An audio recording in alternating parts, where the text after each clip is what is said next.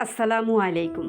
আশা করি আল্লাহর রহমতে সকলে অনেক অনেক ভালো আছেন এবং সুস্থ আছেন। আপনাদের সামনে ছোট্ট একটি ভিডিও নিয়ে হাজির হয়ে গেলাম। এই ভিডিওটা ছিল আমার অনেক দিনের আগের কোরবানির সময়। তখন মাংস কেটে আমাদের উঠানে রাখছি। সেগুলো একটু ভিডিও ক্যাপচার করছি। কারণ আমার অনেকেই বলছে আমার শরীরটা অনেক অসুস্থ ছিল। আমি তেমনভাবে ভিডিও মানে করতে পারিনি। তখন ওই যে আমার ভাইস্তে ফুদিত আছে, তারপরে আমি দেখবেন কলিজা কাটতাছিলাম। যত অসুস্থ আমাকে আমি কি একটু কলিজা কাটবো, ওটাই এভাবে ওরা অনেক দুষ্টামি করতেছে। আর গরু জবাই এগুলো দেখাইতে পারিনি, কারণ এগুলো দেখাইলে অন্য ইউটিউবে অন্য কোনো সমস্যা হয়ে যাইতে পারে, এই কারণে দেখাইনি।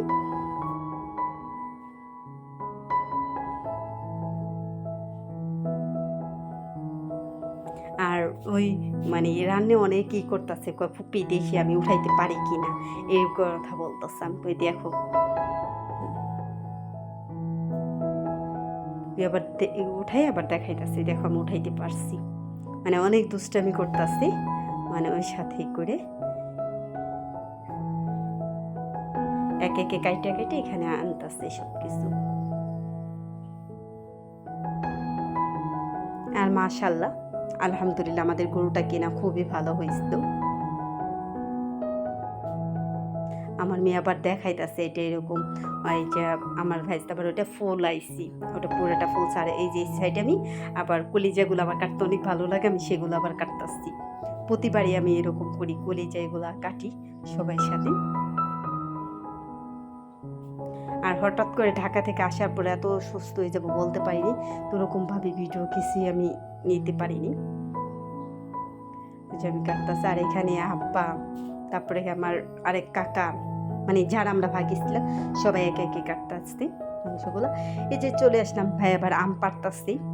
এখানে আমগুলা এত মিষ্টি আর এত মজা, মানে কি বলবো, এই রূপালি আম যদি খাই না আর কে নাম খাইতে ইচ্ছা করবো না, এত মজা আমগুলা। আমগুলা মজা আর অনেক মিষ্টি। আর এই আমগুলা না নিচে পড়লে, ওই যে একটা উপর থেকে পড়লে একটা ছেঁচা খায় না, ছেঁচা খাইলে আমগুলো নষ্ট হয়ে যায়। এই কারণে এভাবে এই চাদর করে চারজন ধরে ওই চাদর মধ্যে আমগুলো ফালাইতেছি। আর প্রত্যেকটা আম এভাবেই হয়ে যায়, নিচে পড়লে আম নষ্ট হয়ে যায়, ওই আমগুলো আর খাইতে পারি না আমরা। আর এই আম গাছের ভিডিও তো আপনাদের অনেক দেখাইছি, অনেকেই দেখছেন আমি ছিটতাছি কাঁচা গালে। আর এখন এগুলা পাইকে গেছে কিন্তু বোঝা যায় না এটি পাকছে, কিন্তু উপর দিয়ে দেখা যায় কাঁচা কাঁচা, তো ভেতরে ঠিকই। আর এই আমগুলো না দুধ দেখাইতে অনেক মজা হয়। আর এটা হলো অন্য একটা আম গাছ, এই আম গাছগুলো অনেক বড় বড় আম হয়। আর এই আমগুলো প্রায় 1 কিলো মতন এত বড় হইতো।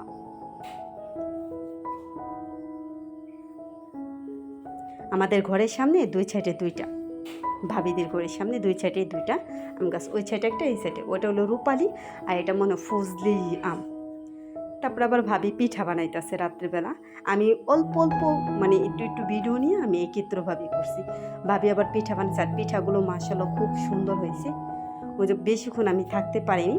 আর ভাবি বেশিরভাগ পিঠা এগুলো বানাইতে হলে আমি তো যেহেতু ভিডিও করি, বাপি দেখাইতে পারে, ডাক দিত সাথিয়া এখানে যে আমি এগুলা করবো দেখা, মানে পিঠাগুলা খাইতে অনেক মজা আসতো।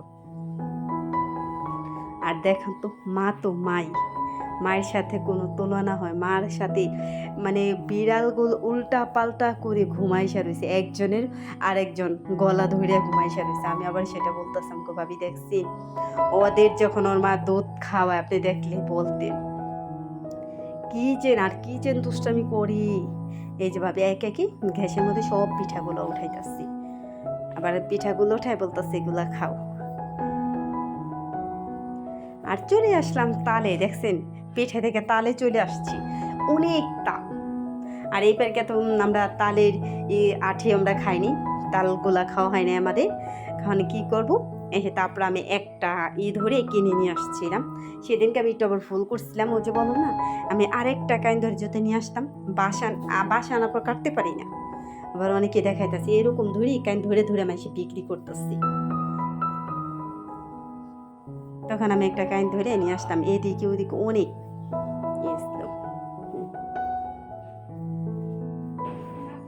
এই যে বাসায় আনার পর কাটছি। বাস এগুলি আনার পরে কাটতে যে এত কষ্ট হয়েছে, এগুলো তো আমি কাটতেই পারিনি। তারপরে অনেক কষ্ট করে যেতটুকু পারছি, যেভাবে পারছি ওভাবে কাইটা কাইটা তারপরে মা মেয়ে খাইছি। আর এগুলো ওরে উঠাই দিতেছি, ওই বলতেছে আম্মু আমার এটাই দাও। তারপরে আর আমি বেশিরভাগ কীভাবে চামিচ দিয়ে উঠে গেছি, কিন্তু খাইতে পারি না, তো কাটতে পারি না, তাহলে কীভাবে খাবো। আর এই যে এইটার ভিডিও পরবর্তীতে আপনারা অবশ্যই দেখতে পারবেন। এখানে পাকা আমের আমসত্ত্ব হইতাছে। আমাদের বাসায় অনেক আমগুলো কি ফাইটা যাইতেছে, অনেক আম একসাথে পাইকে গেছে, তো ফাইটা যাইতেছে, ফাইটা যাওয়ার পরে না নষ্ট হয়ে যায়। আর ওটা রাখা যায় না, রাখা গেলে ওগুলা নষ্ট হয়ে যায়, ভিতরে পোকা ধরে যায়। এই কারণে কি যেদিনকে টান সেদিনকে কাইটে এভাবে আমসত্ত্ব বানাই দিতেছি। এই আমসত্ত্বগুলো আমি ঢাকায় নিয়ে যাব, অবশ্যই আপনাদের সাথে শেয়ার করব। আর পাকা আমের আমসত্ত্ব খেতে তো অনেক মজা।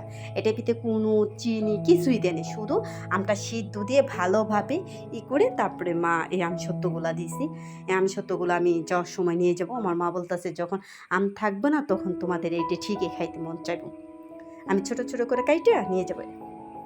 এটার ভিডিওটা পরবর্তীতে অবশ্যই দেখতে পারবেন। আর এমনভাবে শুকাইছি আমি, মানে আপনাকে কী বলবো, অনেক রোদ। এই রোদ্রে এগুলা কিন্তু আগে শুকাইছে, ওগুলো আবার ওঠায় ওঠায় এগুলোর মধ্যে দিচ্ছি।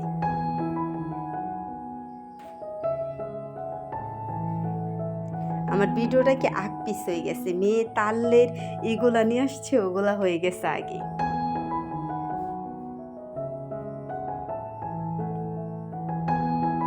আর এখানে হাতে ভাঙা সরিষা তেল, আপনাদের কিন্তু আমি অনেক এই সরিষা তেলের কথা বলছি। আমাদের বাসায় বেশিরভাগ হাতে ভাঙানো সরিষা তেল খায়। এটা হলো আমাদের ক্ষেতের সরিষা। সেই সরিষা এর পরবর্তী আগে কিন্তু ভিডিওতে দেখছেন আমার মা সরিষাগুলো কীভাবে পরিষ্কার করছে। ওই সরিষাগুলো রোদ দিছে, রোদ দেওয়া শুকানোর পর দেখেন তেল, এটা হলো অরিজিনাল সরিষার তেল। এখানে কিন্তু কোনো ডুপ্লিকেট মিশানো হয়নি। এই কলস ধরে কলস নিয়ে গেছিল ওখান থেকে কলস ভরে দিচ্ছি। প্রায় 12 কেজির মতন এরকমই হয়েছে, মানে 2 গ্লান আর 1 গ্লান হাফ হয়েছে। এই যে এই তেলগুলো কি ঘ্রাণ, আর খাইতে যে কি বলবো, সব রান্না অনেক মজা হয়। পরবর্তী থেকে আমিও বলতেছি এভাবে সরিষার তেল খাবো, এমনি গ্যাসের অনেক সমস্যা দেখা দিতেছি। আর এই কলসটা ও দেখেন কাঁচরা, আমি ওটা আপনাদের দেখাই দিলাম। গ্রামের মানুষ তারা কেমিক্যাল ছাড়া জিনিস খায়, তারা কিন্তু কেমিক্যাল জিনিস খায়। আমরা ঢাকার মানুষ কি, আমরা সব কি বিষাক্ত খাবারগুলাই বেশি খাই, সব কিছুর ভিতরে তো কেমিক্যাল দেওয়া। এই যে দেখেন কাঁঠাল, আম, তেল হাতের সামনে যেটুকু পায়, এগুলোর মধ্যে কিন্তু কোনো মধ্যে কিছুর মধ্যে কিন্তু মেডিসিন অথবা কিছুই দেওয়া নেই।